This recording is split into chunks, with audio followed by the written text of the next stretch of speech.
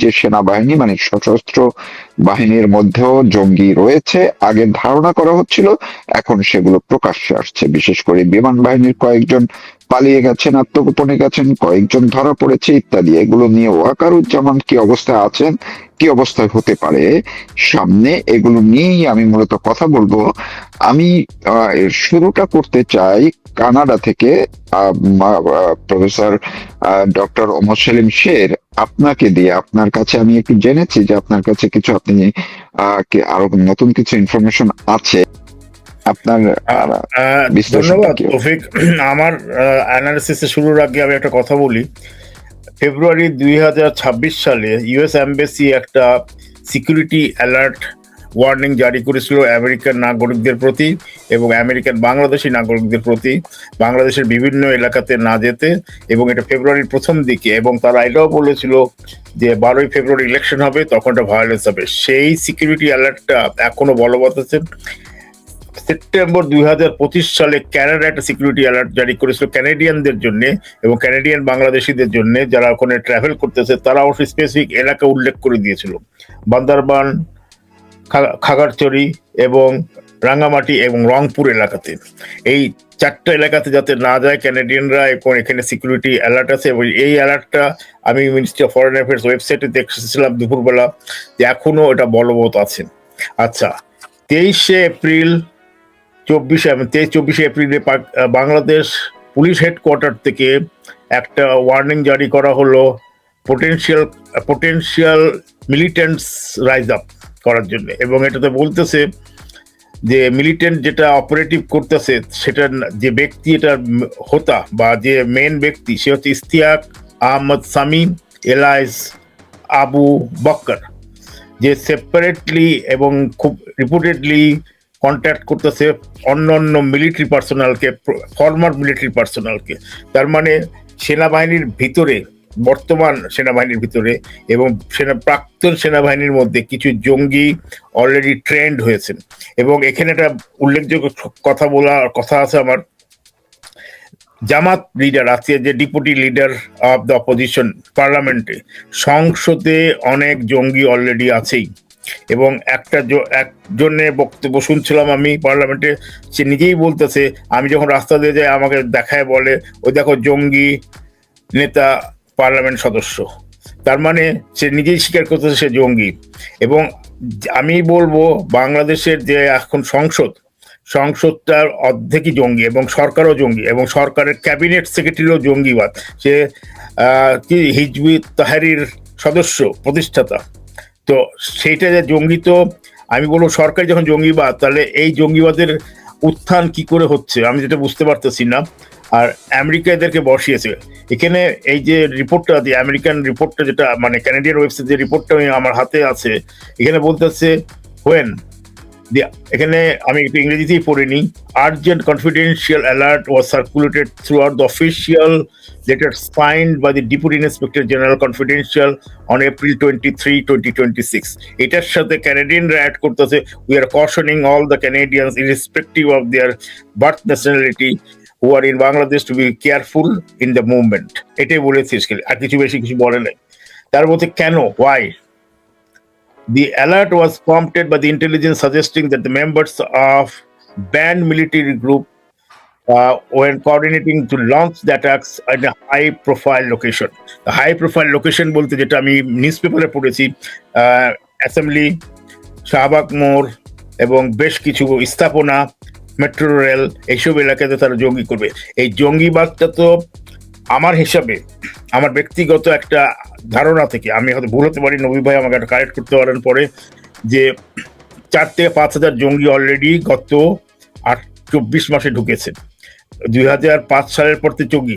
আর শেখ হাসিনা সরকারকে উৎখাতই করেছে জঙ্গিরা। সেটা আজকে যে এনসিপি লিডার যারা, তারা সব জঙ্গিরা। এই যে ইনকলাব মঞ্চের যারা, তারাও সব জঙ্গি। তো এই জঙ্গিরা তো আগের থেকেই আসছে।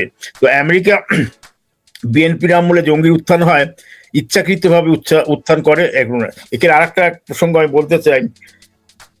বিশ্ব বাটপার ইউনুস, মাফিয়া ডনের ইউনুসের টাইমে যে জেল ভেঙে জেল থেকে বাড়ানো, নরসিংদী জেল থেকে 900 কয়েদি বের হয়েছে, তার মধ্যে অনেকে জঙ্গি বের হয়ে গেছে এবং অনেক সন্ত্রাসী বের হয়ে গেছে। 2004 সালে গ্রেনেড হামলার যেসব আসামিরা ছিল বাবর সহ, তারাও সব বের হয়ে গেছে। জামিনে অনেক জঙ্গিদেরকে মুক্তি দেওয়া হয়েছে। তো এরা যে জঙ্গি, এক একজনের জেল হয়েছিল 18 থেকে 19 বছর, 20 বছর, তারা জঙ্গিরা তো বের হয়ে আছে অলরেডি, বাংলাদেশি জঙ্গিরা। এবং এখানে পাকিস্তানি এবং আফগান থেকে আফগান তালিবানরা পর্যন্ত এখন বাংলাদেশে ঢুকতে চেষ্টা করতেছে, ঢুকে গেছে অলরেডি। তো এরা অলরেডি পেনিট্রেট করেছে। এই যে রিসেন্ট যে নর্থ ইস্টার্ন নিউজটা হয়েছে, বিএফএ বাংলাদেশ এয়ারফোর্সের যে জঙ্গিরা আছে এবং অনেক এয়ারফোর্সের লোকরা পালিয়ে গেছে, তারা জঙ্গি নেতা। এবং আমার জানা মতে, আমার নাম এই মুহূর্তে মনে পড়তেছে না, কানাডাতে একজন, আমেরিকাতে 2জন, একজন কর্নেল র্যাঙ্কের, একজন মেজর র্যাঙ্কের, একজন হচ্ছে ব্রিগেডিয়ার র্যাঙ্কের। এই 3জন কিন্তু আর্মির এক্স অফিসাররা, তারাও জঙ্গি উত্থান করতে। তাদের উদ্দেশ্য একটাই ভাই, আমি বলবো, তাদের উদ্দেশ্য হচ্ছে পূর্ব পাকিস্তানকে ইস্টাবলিশ করা। এবং শফিকুর রহমান যে ডেপুটি লিডার অফ অপোজিশন আছে, তার ছেলেকে ধরা হয়েছিল জঙ্গি অ্যাক্টিভিটিসের জন্য আওয়ামী লীগ আমলে, এবং শফিকুর রহমানকেও অ্যারেস্ট করা হয়েছিল। সে স্বীকারও করেছিল যে আমি আমার ছেলেকে ফিরিয়ে আনতে গেছিলাম। সে জঙ্গিদের পৃষ্ঠপোষকতা করেছে। তো যে সরকারটাই জঙ্গিবাদের উপরে নির্ভরশীল, কারণ এরা একই মায়ের 2 ভাই, এখন দেখাচ্ছে তারা অপোজিশন, এবং একটা নাটক করতেছে যে ছাত্র দল এবং শিবিরের মারামারি, এটা নাটক ছাড়া কিছুই না, এটা এদের মধ্যে নাটক। সে একই নাটক করতেছে এখন জঙ্গিদেরকে নিয়ে। এই জঙ্গিদের যে উত্থানটা, এটা এখানে যে কনটেক্সটটা কি আমি এটা বলিনি। The alert was issued during a sensitive period of transition under the interim government following the ouster of the Awami League government in August 2024, and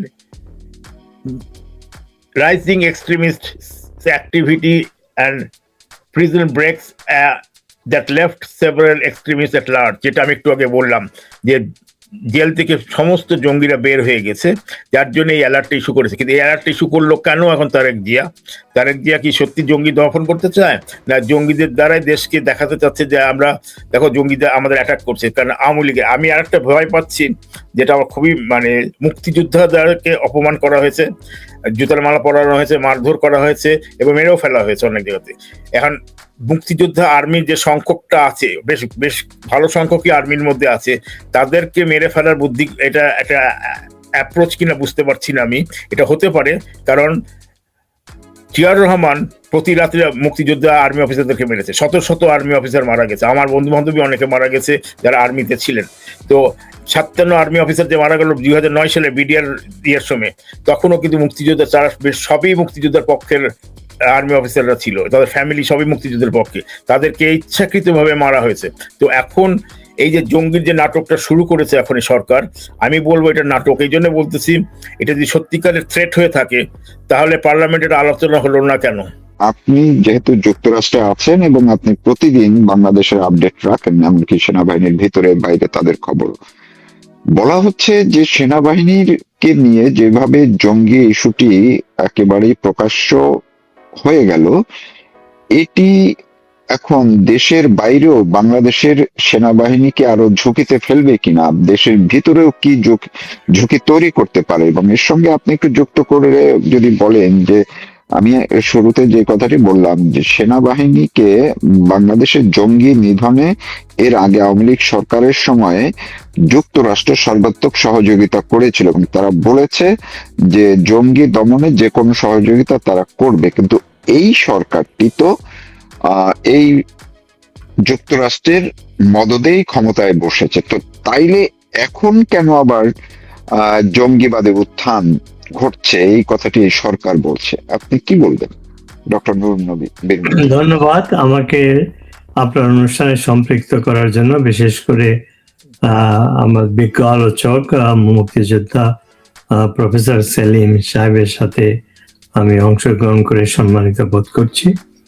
আসলে বাংলাদেশের ভাগ্য এখন বাংলাদেশের হাতে নাই, বাংলাদেশের ভাগ্য এখন বিদেশিদের হাতে, বিশেষ করে America, to some extent Bharat, European country, middle ইস্টের কাতার, টার্কি, এদের হাতে।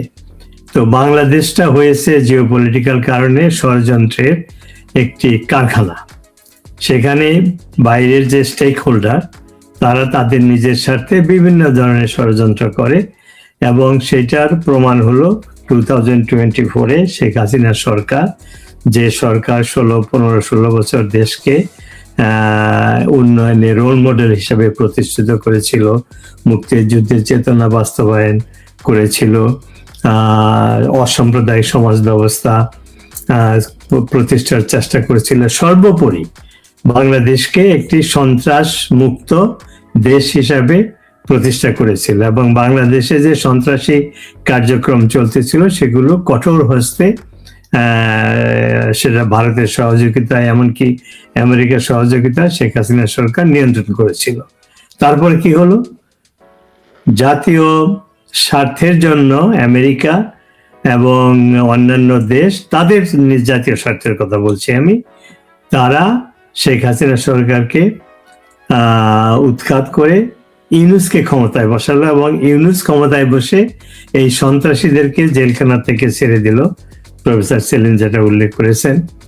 এবং নিউ ইয়র্ক টাইমসে হেডলাইন হয়েছিল যে বাংলাদেশে ইউনূস সরকার হয়েছে মৌলবাদী সন্ত্রাসীদের স্পন্সর, এবং তার নেতৃত্বে যে সমস্ত সন্ত্রাসী গ্রুপ দেশি বিদেশে নিষিদ্ধ ছিল তাদেরকে মুক্ত করা হলো। বাংলাদেশের ঢাকার রাজপথে মিছিল, ব্যানার সহ মিছিল আমরা দেখতে পেলাম। সেই কি বলে ওটাকে, যে সন্ত্রাসী দলগুলো ছিল তাদের মিছিল, যে আমরা বাংলাদেশকে একটা তালেবানি রাষ্ট্র বানাবো, তারপরে বাংলাদেশকে তারা একটি মিনি পাকিস্তান বানাবে, এই সমস্ত ষড়যন্ত্রের মাধ্যমে তার বাংলাদেশটাকে সেই মুক্তিযুদ্ধের চেতনা থেকে পরিবর্তন করে একটা মৌলবাদী সন্ত্রাসী রাষ্ট্র প্রতিষ্ঠা। তো এই সমস্ত কাজ করতে গিয়ে কি হয়েছে? সেনাবাহিনী মুক্তিযুদ্ধের সময় প্রতিষ্ঠিত হয়েছিল, যারা মুক্তিযুদ্ধের পক্ষে চেতনায় কাজ করেছিল, এবং যারা একটি প্রফেশনাল সেনাবাহিনী হিসাবে বঙ্গবন্ধু করার চেষ্টা করেছিলেন, সেই সেনাবাহিনীতে সন্ত্রাসী ঢুকলো। সন্ত্রাস কি? সন্ত্রাস হলো যে অস্ত্রের মাধ্যমে যখন কোনো সিদ্ধান্ত বাস্তবায়িত করা হয়, জোর করে মানুষকে হত্যা করা হয়, সেটাই তো সন্ত্রাসী। তো সেই সন্ত্রাসী ঘটনা তো ঘটলো বাংলাদেশে 1975-এ। এটা তো নতুন কিছু না। বঙ্গবন্ধুকে হত্যা করলো কে? সেনাবাহিনী। জিয়াউর রহমানকে হত্যা করলো কে? সেনাবাহিনী। তারপরে জামাত, শিবির, তারা বাংলাদেশের সেনাবাহিনীতে ইনফিল্ট্রেশন করে টাকার বিনিময়ে ব্রেন ওয়াশ করে বাংলাদেশের সেনাবাহিনীতে সন্ত্রাসের কর্মকাণ্ড তারা ঢুকিয়েছিল, এবং সেগুলো প্র্যাকটিস করা হতো। তো এখন বাংলাদেশ সেনাবাহিনীতে সন্ত্রাস নানান স্তরে, এই যে স্কোয়াড্রন লিডার কে সন্দেহ করে অ্যারেস্ট করা হয়েছে, পলাতক হয়েছে, অর্থাৎ squadron leader is high ranking officer in air force. আর আমরা তো জানি সেনাবাহিনী বা কি বলে যে সমস্ত নৌবাহিনী, সেনাবাহিনী এবং বিমান বাহিনী, যার যে র্যাঙ্ক অ্যান্ড ফাইলে প্রচুর সন্ত্রাসী রয়েছে, প্রচুর মৌলবাদী রয়েছে, এগুলোতে এদেরকে ডক্টরাইন করা হয়েছে, এদেরকে ট্রেনিং দেওয়া হয়েছে।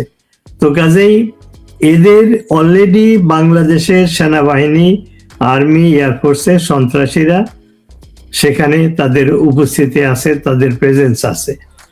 শেখ হাসিনা সরকার এদেরকে বিচার করেছিল, অনেককে আর্মি থেকে বহিষ্কার করেছিল। তারা এখন প্রকাশ্যে ঘুরে বেড়াচ্ছে, তারা এখন হুমকি দিচ্ছে বাংলাদেশের যে সমস্ত ইম্পর্টেন্ট ইনস্টলেশন আছে সেগুলোকে অ্যাটাক করবে। এটা পুলিশের সতর্কবাণী। তো এগুলো যে হবে এটা এক্সপেক্টেড, এবং এর জন্য কারা দায়ী? যারা বাংলাদেশের গণতান্ত্রিক শাসন ব্যবস্থাকে সন্ত্রাসের বিনিময়ে, টাকার বিনিময়ে কি বলে শেখ হাসিনাকে সরিয়ে ইউনূসকে ক্ষমতায় বসিয়েছিল। ইউনূস এসে এই সন্ত্রাস শুরু করেছে, এবং তারেক জিয়ার যে সরকার, তারেক জিয়ার যদি আপনি ব্যাকগ্রাউন্ড দেখেন, কি সন্ত্রাসের কর্মকাণ্ডে ভর্তি। সে কি করেছিল? 21শে গ্রেনেড হামলার সে ব্যবস্থা করেছিল। সে একজন আসামি এবং শাস্তিপ্রাপ্ত আসামি। প্রমাণিত হয়েছে যে গ্রেনেড মেরে শেখ হাসিনা সহ এদেরকে হত্যা করার অ্যাটেম্প নেওয়া হয়েছিল। সেখানে 21 জন লোক মারা গিয়েছিল, 200-র বেশি লোক আহত হয়েছিল। এটা কি এটা একটা সন্ত্রাসী কাজ। এবং একই দিনে বাংলাদেশের 60টা জেলায় সাইমালটেনিয়াসলি বোম ফাটা হয়েছিল। এটা কি সন্ত্রাসী কাজ? কারা করেছিল? এই সরকারের, তৎকালীন খালেদা জিয়া জামাত সরকারের পৃষ্ঠপোষকতায় যে সন্ত্রাসের সৃষ্টি হয়েছিল, বাংলা ভাইয়ের সৃষ্টি হয়েছিল সেই সময়ে।